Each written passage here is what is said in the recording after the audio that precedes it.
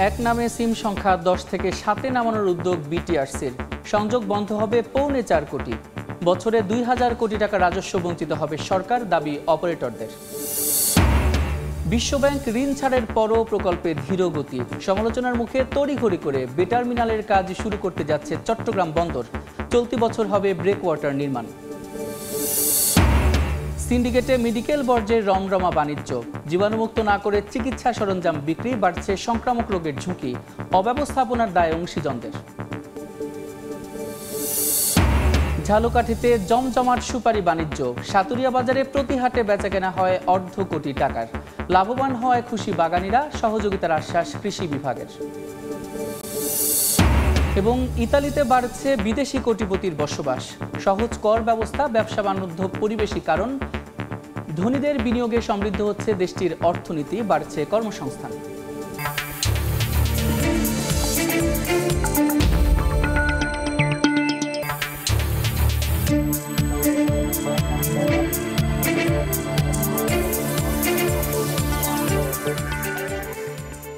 দেখছিলেন শিরোনাম। আমন্ত্রণ জানাচ্ছি দেশ ও দেশের বাইরের অর্থ বাণিজ্যের নানা খবর নিয়ে আমাদের নিয়মিত আয়োজন এ সময়ের বাণিজ্যে। আপনাদের সঙ্গে আছি আমি সাদিক হাসান ইমন। স্বরাষ্ট্র উপদেষ্টার ঘোষণার পর এক ব্যক্তির নামে সিম সংখ্যা 10 থেকে 7টিতে নামানোর উদ্যোগ নিচ্ছে বিটিআরসি। কমিশন বলছে শিগগিরই আনুষ্ঠানিক চিঠি দিয়ে সরকারের চূড়ান্ত সিদ্ধান্ত জানতে চাওয়া হবে। তবে সিম কার্ড কমানোর উদ্যোগ নিয়ে আপত্তি তুলেছে মোবাইল অপারেটররা। তারা বলছেন এই সিদ্ধান্ত বাস্তবায়ন হলে 1,20,00,000 গ্রাহকের 3,80,00,000 সিম কার্ড বন্ধ হবে। শুভকানের রিপোর্ট।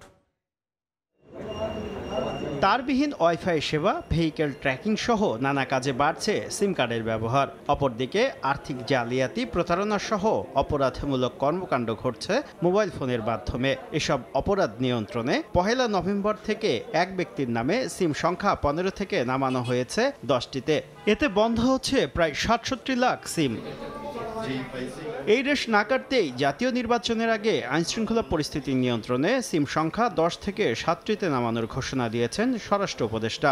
নির্বাচনের আগে আমরা হয়তো 7টার ভিতরে যদি আসতে পারি। বিটিআরসির তথ্য মতে বর্তমানে দেশে প্রায় 6,76,00,000 গ্রাহকের হাতে আছে 18,79,00,000 মোবাইল সিম। এর মধ্যে প্রায় 80% গ্রাহকের নামে আছে 1 থেকে 5টি সিম কার্ড। 6 থেকে 10টি সিম কার্ড আছে 1,20,00,000 গ্রাহকের। সরকারি ঘোষণা বাস্তবায়ন হলে বন্ধ হবে 3,80,00,000 সিম কার্ড। যারা ব্যবসা বাণিজ্য করে ওনাদের কিন্তু সিম বেশি লাগে। 3টা থেকে 4টা সিম হইলে হয়, 2টা হইলে হয়। আমি কিভাবে ইউজ করতেছি এটা অবশ্যই আমাদের নৈতিকতার উপর ডিপেন্ড করবে। প্রতিটি সিম কার্ডে বড় অঙ্কের ভর্তুকি দেয় মোবাইল অপারেটররা। তাদের দাবি সিম সংখ্যা কমালে বছরে 2000 কোটি টাকার রাজস্ব বঞ্চিত হবে সরকার। গলতটা হচ্ছে আসলে ন্যাশনাল আইডি ডেটাবেজ চুরি হয়ে গেছে। আপনি সিম একটা করলেও যা অবস্থা হবে, 20টা করলেও তাই হবে। ব্যাপারটা ইভালুয়েটেড হোক, ইমিডিয়েটলি হয়তো আবার ইমিডিয়েটলি সাথে নেমে আসা will be very very challenging. সব স্টেক হোল্ডার আছে কিভাবে এই ফ্রডুলেন্ট অ্যাক্টিভিটিসকে আমরা চেক করতে পারি, not by reducing SIMs. BTRC বলছে আইওটি সেবার জন্য আলাদা সিরিজের সিম কার্ড দেওয়া হচ্ছে।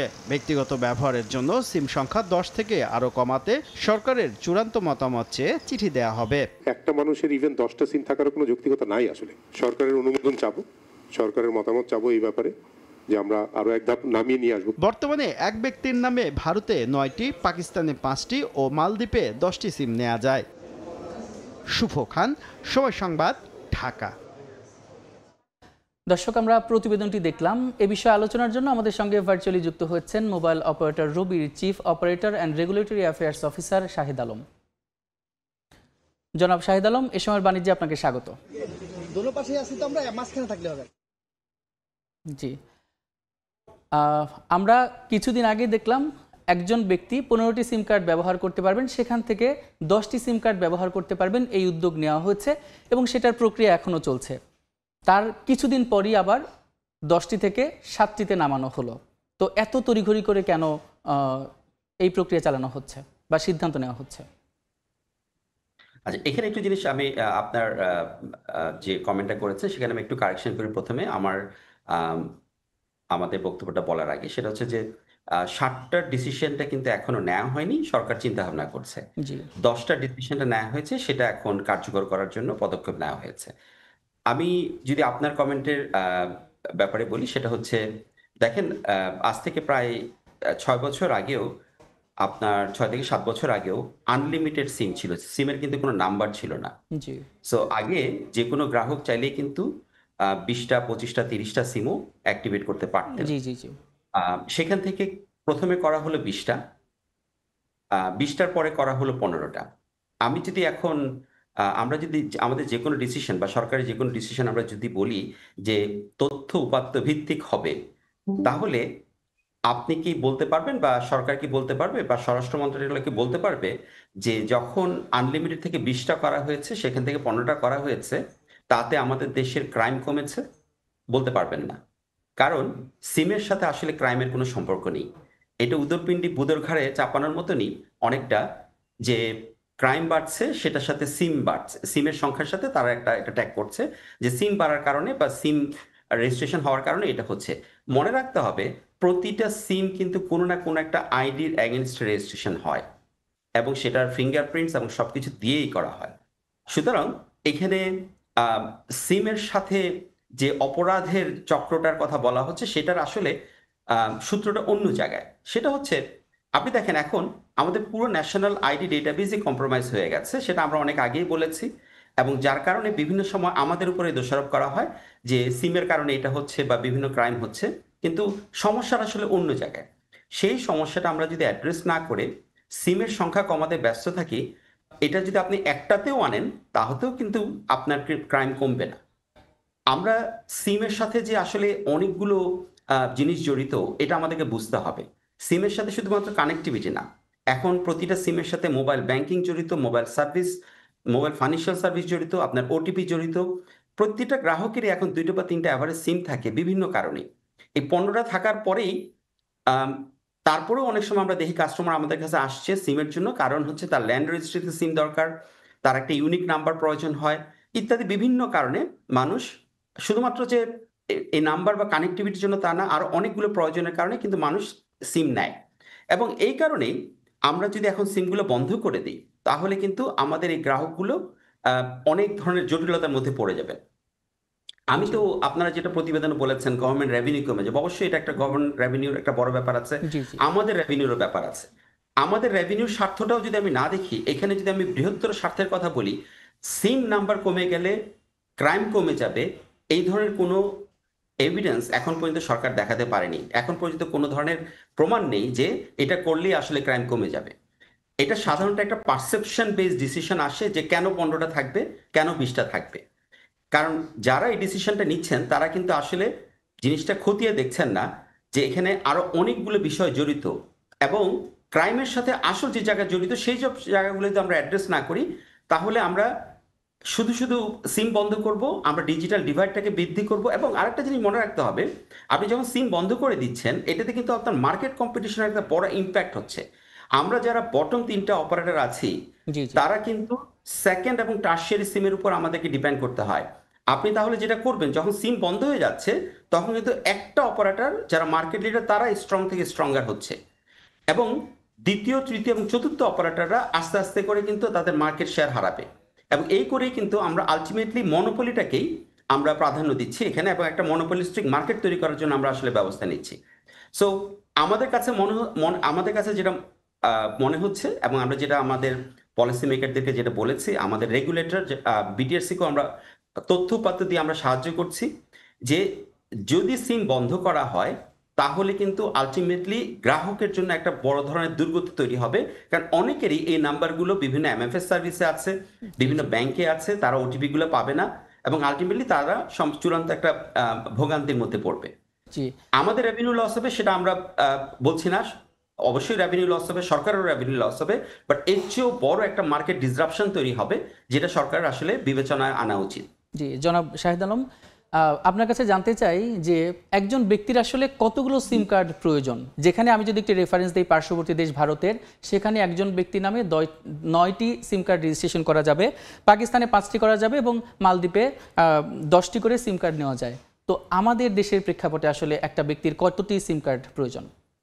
আপনি যে উদাহরণটা দিলেন এটা শুধু আমাদের পার্শ্ববর্তী কয়েকটা দেশে। আমি যদি ওয়ার্ল্ড ওয়াইড বলি, আমাদের ওয়ার্ল্ড ওয়াইড প্রায় 200 যে 10টা দেশের কথা যদি আমরা হিসাব করে দেখি, যেখানে প্রায় 4500 অপারেটর আছে, সেখানে কিন্তু আপনার প্রায়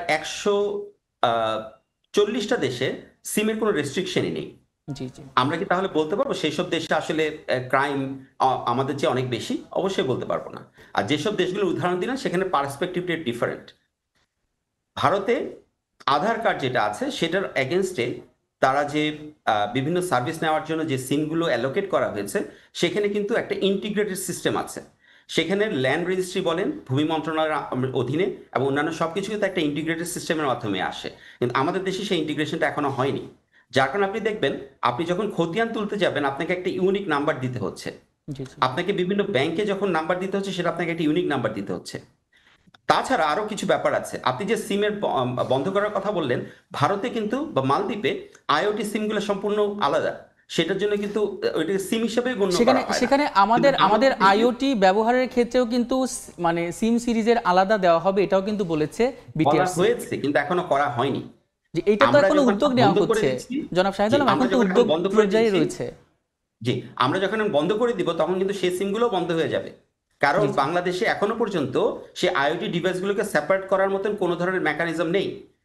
আচ্ছা, তাহলে জনাব শাহিদ আলম এখানে আপনাকে আরেকটা প্রশ্ন করতে চাই, যে যেহেতু আপনি বলছেন যে সেপারেট সিস্টেম নাই, তাহলে আসলে এখানে ওই যে আপনি যে অপরাধ চক্র এবং এতগুলো একটা মানুষের 15-20টা করে সিম মেইনটেইন করার যে আসলে ক্যাপাবিলিটি, মানে এটা নিয়ন্ত্রণ করার যে ক্যাপাবিলিটি, সেটা কি বাংলাদেশের আছে? অন্য দেশের যেগুলো আছে এটা আমার থাকার ব্যাপার না। এটা হচ্ছে যিনি কাস্টমার তিনি ম্যাপ ব্যবহার করছেন, তার হয়তো সিসিটিভি ক্যামেরাতে আপনার সিম আছে, তার তিতাস গ্যাসের মিটারে তার সিম আছে, তার বিভিন্ন আইওটি ডিভাইসের সিম আছে, তার মোবাইলেই একটা বা দুইটা তিনটা মোবাইল কানেক্টিভিটি আছে, তার ল্যান্ড রেজিস্ট্রিতে সিম আছে। সো একটা গ্রাহক যখন সিম ইউজ করে তার সেভাবে তাকে মেনটেন করছে। আপনি সেটা কিন্তু জোর করে বন্ধ করে দিতে পারেন না, এবং সেটা আপনি যদি করেন তাহলে আপনি গ্রাহকের ভোগান্তিটাও আপনাকে একই সাথে দেখতে হবে। আপনাকে সিস্টেম আগে ইন্টিগ্রেট করতে হবে, তারপর আপনি ডিসিশন নিতে পারবেন যে আপনি 3টা করবেন না 4টা করবেন না 6টা করবেন। এটা যদি আপনি না করেন তাহলে কিন্তু আপনি খুব সাবজেক্টিভলি আপনার নিজের চয়েসটা আপনি কাস্টমারের উপরে চাপিয়ে দিচ্ছেন। জি জি। এই যে যদি আসলে যে উদ্যোগটা নেওয়া হয়েছে সেটা যদি সত্যি সত্যি বাস্তবায়ন হয় তাহলে 2000 কোটি টাকার রাজস্ব আদায় থেকে বঞ্চিত হবেন সরকার। রাজস্বটা বড় ব্যাপার না, রাজস্ব হয়তো সরকার সেটা অবশ্যই তার বিবেচনায় থাকবে, কিন্তু রাজস্বের চেয়ে বড় কথা হচ্ছে তাহলে কিন্তু আপনি এখানে আসলে একটা মনোপলিস্টিক মার্কেট তৈরি করছেন। আপনি শুধুমাত্র চাচ্ছেন একটা অপারেটরই বাংলাদেশে টিকে থাকুক। জি, আচ্ছা, যদি এটা বাস্তবায়ন হয়ে যায় তাহলে সেক্ষেত্রে আসলে আপনারা কি বলবেন? আসলে কি কি সুবিধা যদি দেওয়া হয় তাহলে আপনি যে প্রবলেমগুলোর কথা বললেন সেখান থেকে উচ্চানো যেতে পারে? এটা প্রবলেম তো আসলে যেটা আমি বলেছি আগে, সিমের সাথে ক্রাইমের যে সম্পর্ক তৈরি করা হচ্ছে সেটা কোনোভাবেই আপনার উপাত্ত ভিত্তিক নয়, সেটা কোনোভাবেই রেশনাল না। আমাদের দেশে যে সিম ভিত্তিক ক্রাইম নেই আমি সেটা বলছি না, সিম ভিত্তিক বিভিন্ন ধরনের ক্রাইম হয়, সেটার সমাধানও আছে। আমাদেরকে সেজন্য প্রথমে আমাদেরকে যেটা কাজ করতে হবে সেটা হচ্ছে আমাদের ন্যাশনাল আইডি ডেটাবেস থেকে স্ট্রঙ্গার করতে হবে। আমি আপনাকে বারবার করে একটা জিনিসই বলেছি যে আমাদের টোটাল ন্যাশনাল আইডি ডেটাবেসে আমি আপনাকে আপনাদের টিভির মাধ্যমেও যদি বলি যে আমাদের টোটাল এনআইডি ডেটাবেসটাই কম্প্রোমাইজ হয়ে গেছে, সেখানে সিম বন্ধ করে কোনো লাভ হবে না। আপনাকে আগে এনআইডি ডেটাবেসটাকে আপনাকে সিকিউর করতে হবে, তারপরে আপনাকে বিভিন্ন ক্রাইম যেটা হচ্ছে সিমের মাধ্যমে, সেগুলো কিন্তু সিমের মাধ্যমে হওয়ার কারণেই কিন্তু এখন আমাদের নিরাপত্তা বাহিনীগুলো যারা কাজ করছে তারা এগুলো ধরতে পারছে, তারা এগুলোর ব্যাপারে ব্যবস্থা নিতে পারছে। আপনি যখন বন্ধ করে দিবেন তখন তারা কিন্তু অন্য ব্যবস্থা নিবে, এবং এই যারা দুর্বৃত্তরা আছে তারা কিন্তু বিভিন্নভাবে অন্যভাবে আপনার এই ক্রাইমগুলো করতে থাকবে।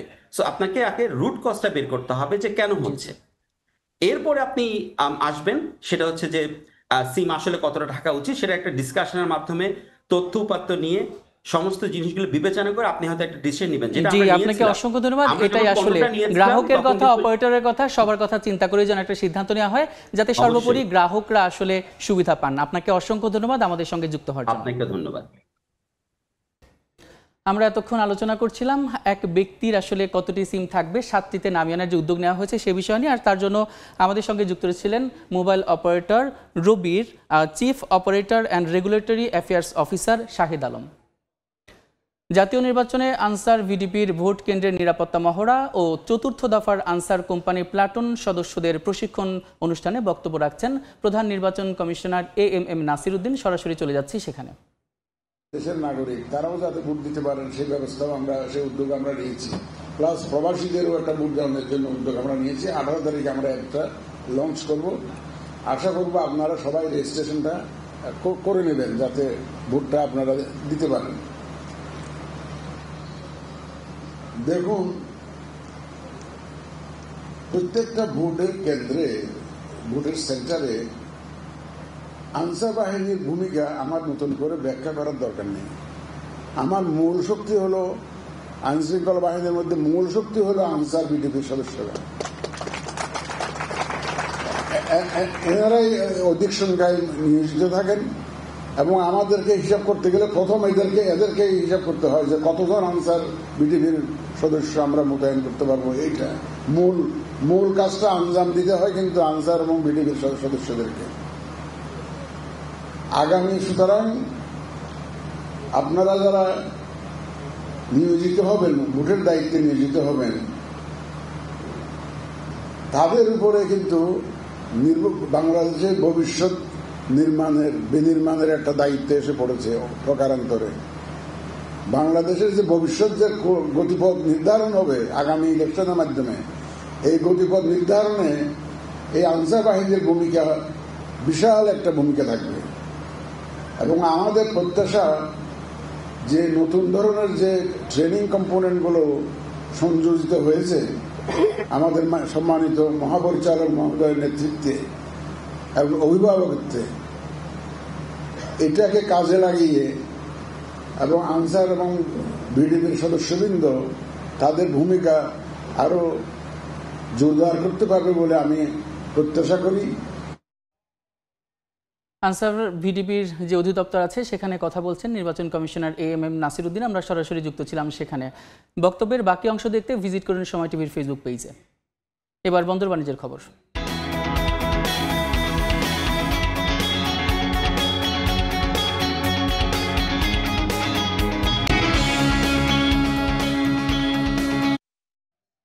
সমালোচনার মুখে অবশেষে তড়িঘড়ি করেই বে টার্মিনালের দৃশ্যমান স্থাপনা নির্মাণ কাজ শুরু করতে যাচ্ছে চট্টগ্রাম বন্দর কর্তৃপক্ষ। চলতি বছরেই 10 কোটি 20 লাখ ডলার ব্যয়ে ব্রেক ওয়াটার নির্মাণ ও নেভিগেশন ইকুইপমেন্ট স্থাপনের কাজ শুরু হবে। বিশ্বব্যাংকের 65 কোটি ডলার ঋণ ছাড় হওয়ার পরেও কাজ শুরুতে ধীরগতি হয়, সমালোচনার মুখে পড়ে বন্দর। সাখাওয়াত টুপুর ক্যামেরায় বিস্তারিত জানাচ্ছেন কমল দেব। চট্টগ্রামের পতেঙ্গা উপকূলে অত্যাধুনিক বন্দর হিসেবে পরিচিত বে টার্মিনাল নির্মাণে 650 মিলিয়ন মার্কিন ডলার কয়েক মাস আগে ছাড় করিয়েছে বিশ্বব্যাংক। মূলত ব্রেক ওয়াটার নির্মাণ এবং নেভিগেশন যন্ত্রপাতি স্থাপনের জন্য বিশ্বব্যাংক সহজ শর্তে এই ঋণ অনুমোদন দেয়। তারপরও নানামুখী জটিলতায় কাজ শুরু করতে পারছিল না চট্টগ্রাম বন্দর কর্তৃপক্ষ। অথচ দেশের আমদানি রপ্তানি বাণিজ্যের ক্ষেত্রে চট্টগ্রাম বন্দরের উপর চাপ কমাতে এই বে টার্মিনালের কোনো বিকল্প দেখছেন না ব্যবসায়ীরা। বলবো না যে বে টার্মিনাল আমাদের দরকার, আমি এটাও বলবো না যে বে টার্মিনাল আমাদের নেক্সট ইয়ারে দরকার। উই নিডেড বে terminal yesterday, it is so important. 17,525 কোটি টাকার এই প্রকল্পে বিশ্বব্যাংকের সহায়তা হিসেবে থাকছে 9,333 কোটি টাকা, আর বাকি 6,500 কোটি টাকার যোগান দেবে চট্টগ্রাম বন্দর নিজেই। নানামুখী জটিলতায় এই বে টার্মিনাল নির্মাণের কাজ পিছিয়েছে অন্তত 6 বছর। 2026 সালে যেখানে পুরোদমে অপারেশনে যাওয়ার কথা, সেখানে গড়ে ওঠেনি কোনো অবকাঠামোগত স্থাপনা। শুরু হয়েছে নানা আলোচনা সমালোচনা, শেষ পর্যন্ত নড়েচড়ে বসেছে বন্দর কর্তৃপক্ষ। বিশ্বব্যাংকের অর্থায়নে শুরু হচ্ছে ব্রেক ওয়াটার নির্মাণ এবং নেভিগেশন ইকুইপমেন্ট স্থাপনের কাজ। বন্দরের তথ্য অনুযায়ী চলতি বছরে শুরু হবে ব্রেক ওয়াটার নির্মাণের কাজ। প্রাথমিক খরচ ধরা হয়েছে 100 মিলিয়ন মার্কিন ডলার।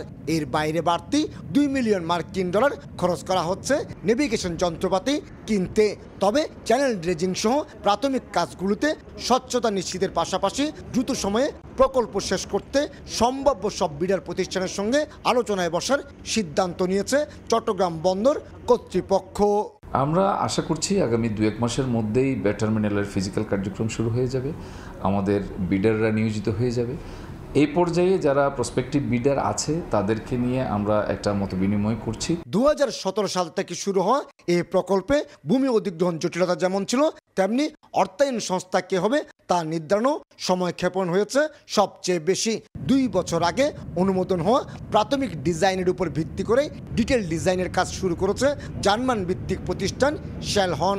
তবে জটিলতা এড়াতে ড্রেজিং, চ্যানেল তৈরি, ব্রেক ওয়াটার নির্মাণ, টার্মিনাল প্রস্তুত এবং ইন্টারকানেক্টিং একযোগে শুরু করার তাগিদ বন্দরের সাবেক কর্মকর্তার। যেটিও হয়েছে, টার্মিনালও হয়েছে, কিন্তু টার্মিনালের সাথে যে রেলওয়ে এবং রোড কানেক্টিভিটি NH1 এবং রেলওয়ের এটা হয়নি, তাহলে উপকার হলো না। অতএব এই তিনটাকে একসাথে নিতে হবে। 6.5 কিলোমিটার দীর্ঘ বে টার্মিনালের 1225 মিটার দৈর্ঘ্যের 2টি টার্মিনাল নির্মাণ করা হবে। এছাড়া 1250 মিটার দৈর্ঘ্যের হবে বন্দরের মাল্টিপারপাস টার্মিনাল। আর 2030 সালে সম্ভাব্য অপারেশনে যাওয়া এই বে টার্মিনালে বিনিয়োগের আগ্রহ দেখিয়েছে সিঙ্গাপুর পোর্ট অথরিটি, দুবাই ভিত্তিক প্রতিষ্ঠান ডিপি ওয়ার্ল্ড। কমল দে, সময় সংবাদ, চট্টগ্রাম। বে টার্মিনাল নিয়ে বন্দর অডিটোরিয়ামে অংশীজনদের সঙ্গে মতবিনিময় সভা করছেন চট্টগ্রাম বন্দর কর্তৃপক্ষ। এই মুহূর্তে সেখানে আছেন রিপোর্টার ফেরদৌস লিপি। সরাসরি চলে যাচ্ছি তার কাছে।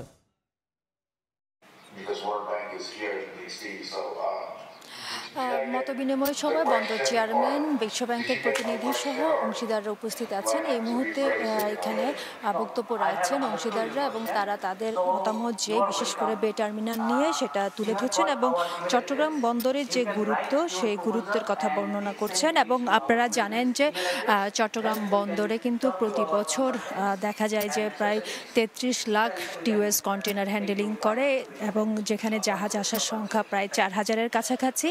ফলে বন্দরের যে কার্যক্রম সেটা কিন্তু দিন দিন বাড়ছে এবং বাংলাদেশের যে আমদানি রফতানি বাণিজ্য সেই বাণিজ্যের কিন্তু প্রায় 92% হয় এই চট্টগ্রাম বন্দর দিয়ে। ফলে চট্টগ্রাম বন্দরের যে গুরুত্ব সেটা চট্টগ্রাম বন্দরের এখানে যারা প্রকল্প পরিচালক আছেন বিশেষ করে বে টার্মিনালের তিনি তুলে ধরছেন এবং অংশীদাররা যারা আছেন তারা চট্টগ্রাম বন্দরের বিভিন্ন সমস্যা এবং বে টার্মিনাল নির্মাণের যে প্রক্রিয়া, বিশেষ করে এটা আপনি জানেন যে সরকারের একটা মেগা প্রকল্প, সেই মেগা প্রকল্প যেন দ্রুত নির্মাণ কাজ শুরু হয় সে আহ্বান কিন্তু অংশীদাররা জানছেন। এবং বে টার্মিনালে কিন্তু এখনো পর্যন্ত প্রায় $650 মিলিয়ন বিশ্বব্যাংক ছাড় দিয়েছে এবং যেই কাজ সেই কাজটা কিন্তু বলছেন যে বন্দর কর্তৃপক্ষ চলতি বছরের মধ্যে দৃশ্যমান হবে। সেই বিষয়গুলো কিন্তু এখানে যে প্রজেক্টর আছে সেটার মধ্য দিয়ে যিনি প্রকল্প পরিচালক তিনি তুলে ধরেছেন। তো এই ছিল আমার কাছে এখনো পর্যন্ত চট্টগ্রাম বন্দরে যেই মতবিনিময় চলছে তার সর্বশেষ। চট্টগ্রাম বন্দর থেকে যুক্ত ছিলেন সহকর্মী ফেরদৌস লিপি। পাথর আমদানির পরিস্থিতি জানাতে সিলেটের তামাবিল স্থলবন্দর থেকে যুক্ত হচ্ছেন সহকর্মী আমিনুল ইসলাম। সরাসরি যাচ্ছি তার কাছে। আমিনুল, সরকার প্রতনের সেই আন্দোলন থেকে শুরু করে গেল 1 বছরে সিলেট অঞ্চলের এই পাথর কোয়ারি এবং বালুমহাল যেগুলো রয়েছে সেগুলোতে উত্তেজনা বিরাজ করছিল এবং পাশাপাশি কিন্তু এই উত্তেজনা ছিল এখানকার যেসব স্থলবন্দর রয়েছে, বিশেষ করে তামাবিল স্থলবন্দর। আপনারা জানেন যে সিলেট অঞ্চলের এই তামাবিল স্থলবন্দর হয়ে বিপুল পরিমাণ পাথর কিন্তু আমরা ভারতের অভ্যন্তরে যেসব ব্যবসায়ীরা রয়েছেন তাদের কাছ থেকে আমাদের ব্যবসায়ীরা ক্রয় করে থাকেন এবং এই পাথর আমদানিতেও ব্যাপক উত্তেজনা আমরা দেখেছি। এখানকার যেসব কমিটি ছিল, পূর্বের যেসব সমিতিগুলো ছিল সেগুলোতে ভাঙন আমরা দেখেছি। নতুন করে কমিটি গঠন হয়েছে। এখানে নতুন যারা দায়িত্বপ্রাপ্ত ছিলেন তাদের সাথে ভারতের সমন্বয় নিয়েও একটি উত্তেজনা আমরা দেখেছি। এখন কিন্তু স্বাভাবিক কার্যক্রমে চলে এসেছে এই স্থলবন্দরগুলো। তবে এখানকার যেসব ব্যবসায়ীদের সঙ্গে আমরা সকাল থেকে কথা বলছিলাম তারা আমাদেরকে জানিয়েছেন যে চাহিদার তুলনায় যে পাথর আমদানি হওয়ার প্রয়োজন সেই পাথর কিন্তু তারা পাচ্ছেন না, এমনটি আসলে তাদের পক্ষ থেকে অভিযোগ। তবে ভারতের পর্যায় থেকে এখন পর্যন্ত এই ব্যাপারটি নিয়ে কিন্তু কোনো আলোচনা আমরা শুনতে পাইনি। তবে পাথর ব্যবসায়ীদের যেসব দাবি তার সঙ্গে কিন্তু শ্রমিকরাও একাত্মতা পোষণ করেছেন। তারা বলেছেন যে যদি পাথর আমদানি বেশি হতো তাহলে এই যে শ্রমিকদের কর্মসংস্থান রয়েছে, আমরা সকাল থেকে জানিয়েছি এখন পর্যন্ত 91টি গাড়ি পাথর বোঝাই করে বাংলাদেশে প্রবেশ করেছে। এটির সংখ্যা আরো বাড়লে হয়তো শ্রমিকদের কার্যক্রমে আরো একটু গতিশীল হতো, এমনটি আসলে তারা দাবি করেছেন। তো এই ছিল আমার কাছ থেকে সিলেটের তামাবিল স্থলবন্দর থেকে সর্বশেষ। সিলেটের তামাবিল স্থলবন্দর থেকে যুক্ত ছিলেন সহকর্মী আমিনুল ইসলাম। দেখছেন এ সময়ের বাণিজ্য, সঙ্গেই থাকুন। নিয়মনীতির তোয়াক্কা না করে অবৈধভাবে হাসপাতালের বর্জ্য বাইরে বিক্রি যেন ওপেন সিক্রেট। এর পেছনে কাজ করছে হাসপাতাল, সিটি কর্পোরেশন ও বর্জ্য ব্যবস্থাপনার সঙ্গে সম্পৃক্ত একটি চক্র। মেডিকেল বর্জ্য বাণিজ্য নিয়ে কামরুল হাসানের ধারাবাহিক প্রতিবেদনের দ্বিতীয় পর্ব আজ।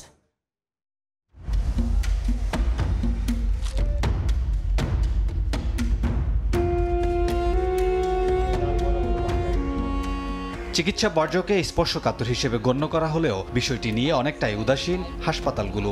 এ ধরনের বর্জ্য ব্যবস্থাপনাকে শৃঙ্খলায় আনতে 2008 সালে নীতিমালা প্রণয়ন করা হলেও তা রয়ে গেছে কেবল কাগজে কলমেই। মাঠ পর্যায়ে এর খুব একটা প্রতিফলন নেই। নীতিমালায় মেডিকেল বর্জ্য অপসারণ, ধ্বংস করা ও প্রক্রিয়াজাত নিয়ে সুস্পষ্ট নির্দেশনা থাকলেও মানা হচ্ছে না মোটেও। তদারকির জন্য দায়িত্বশীলরা যেন দেখেও দেখেন না, ফলে মেডিকেল বর্জ্য নিয়ে ঝুঁকি এড়ানো যাচ্ছে না।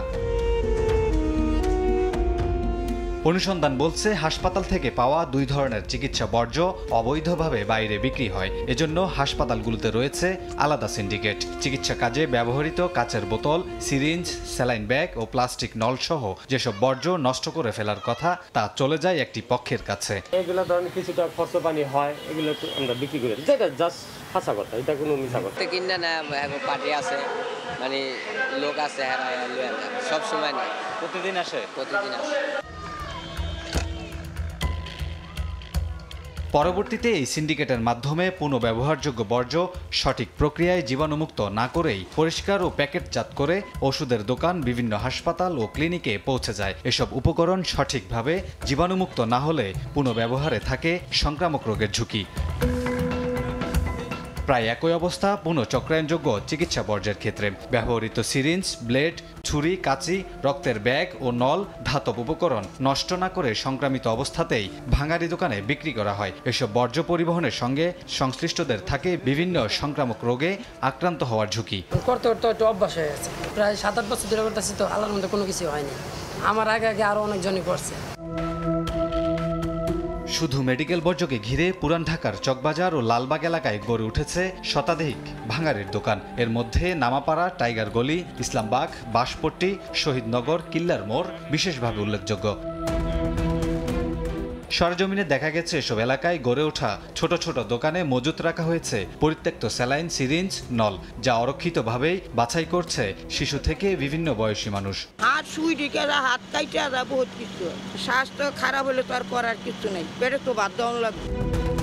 টিআইবি বলছে চিকিৎসা বর্জ্য ব্যবস্থাপনা সংক্রান্ত আইনে বিভিন্ন দুর্বলতা রয়েছে। পাশাপাশি পরিবেশ অধিদপ্তর, স্বাস্থ্য অধিদপ্তর ও বিভাগীয় কমিশনারের কার্যালয় সহ সংশ্লিষ্ট অংশীজনদের আন্তরিকতার ঘাটতি রয়েছে। আমাদের আইনে ঘাটতি আছে, বিধিমালাতে ঘাটতি আছে, কিন্তু যতটুকু আছে সেটা যথাযথ প্রয়োগ হয় না। যারা ওর সাথে অনিয়মের সাথে জড়িত, নিয়মগুলি বিধিগুলো লঙ্ঘন করছে না, তাদেরকে জবাব দিতে আনতে হবে। অনেকগুলো কিন্তু স্টেক হোল্ডার আছে, স্বাস্থ্য অধিদপ্তর, পরিবেশ অধিদপ্তর, সিটি কর্পোরেশনগুলো, পৌরসভাগুলো, বিভাগীয় কমিশনারদের কার্যালয়, এদের সকলের কিন্তু মানে দায়িত্ব হচ্ছে যে এই যে চেইনটা আমার চিকিৎসা বর্জ্য ব্যবস্থাপনায় সুশাসন নিশ্চিত করা, স্বচ্ছতা জবাব নিশ্চিত করা, প্রত্যেকেরই ভূমিকা আছে।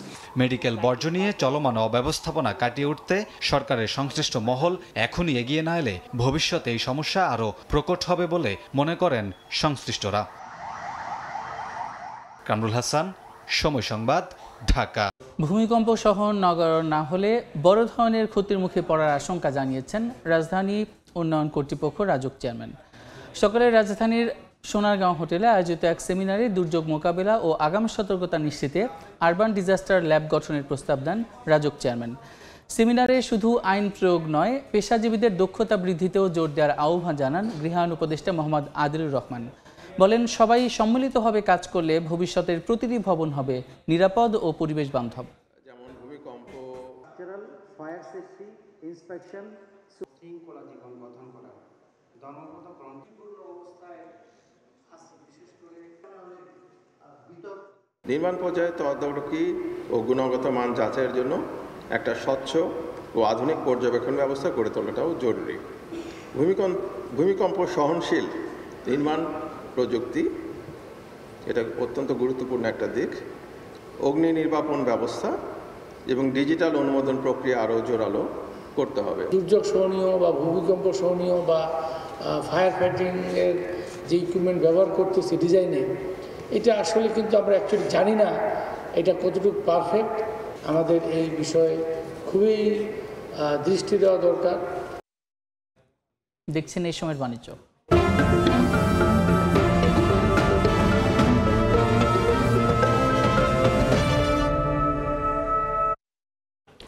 ঝালকাঠিতে জমজমাট সুপারি বাণিজ্য। জেলার সবচেয়ে বড় সুপারি বাজার সাতুরিয়ায় প্রতি হাটে অন্তত 50 লাখ টাকার বেচাকেনা হয়। ভালো আয় হয় খুশি বাগানীরা। বাগান বাড়াতে পরামর্শের পাশাপাশি সহযোগিতার আশ্বাস কৃষি বিভাগের। পলাশরায়ের পাঠানো তথ্য ও শামীম হোসেনের ছবি নিয়ে রিপোর্ট। আড়তে কাঁচা পাকা সুপারি, বেচা কেনায় ব্যস্ত ক্রেতা বিক্রেতা। ভরা মৌসুমে সুপারির বাণিজ্য জমজমাট ঝালকাঠির রাজাপুর উপজেলার সাতুরিয়া হাটে। বাগানীরা বলছেন একবার গাছ লাগালে 30 থেকে 35 বছর ফলন দেয় এই গাছ। এজন্য বাড়তি আয়ে জেলায় সুপারির বাগান দিন দিন বাড়ছে।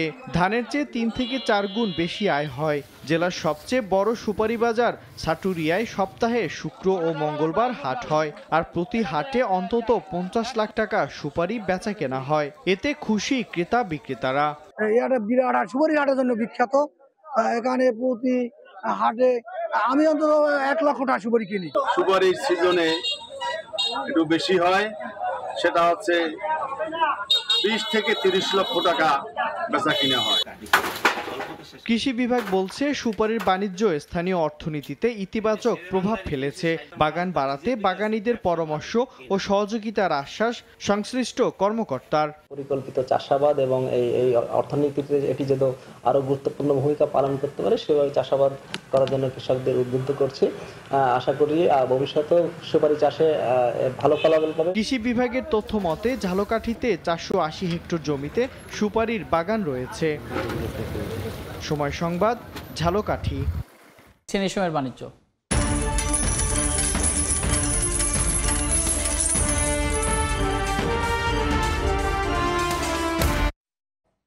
সরবরাহ বাড়ায় বিশ্ববাজারে কমছে শিল্পপণ্য বিটুমিনের দাম।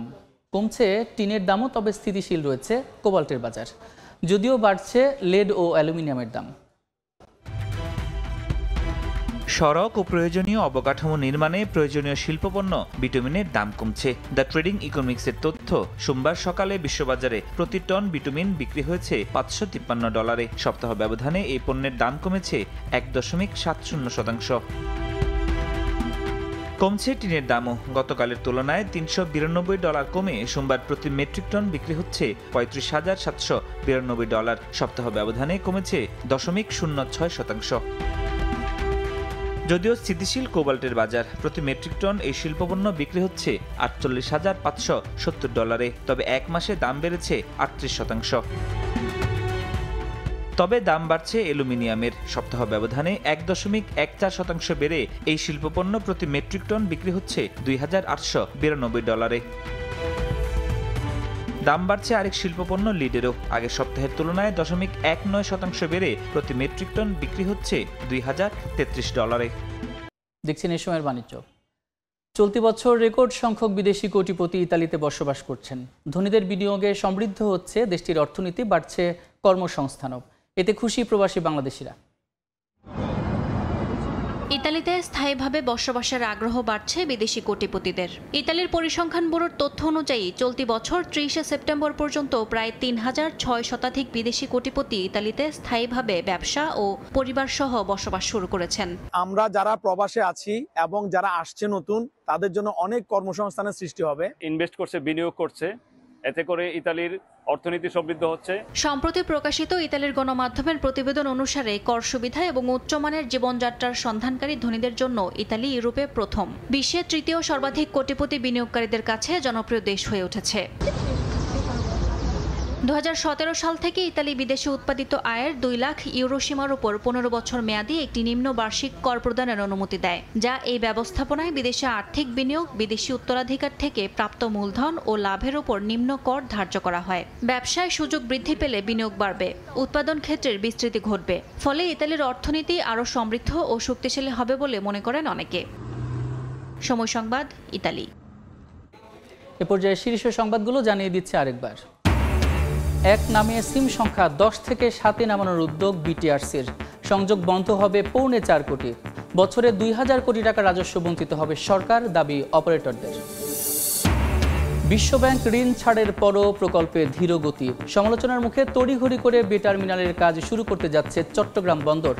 চলতি বছর হবে ব্রেকওয়াটার নির্মাণ। এবং সিন্ডিকেটে মেডিকেল বর্জ্যের রমরমা বাণিজ্য। জীবাণুমুক্ত না করে চিকিৎসা সরঞ্জাম বিক্রি, বাড়ছে সংক্রামক রোগের ঝুঁকি। অব্যবস্থাপনার দায় অংশীজনদের।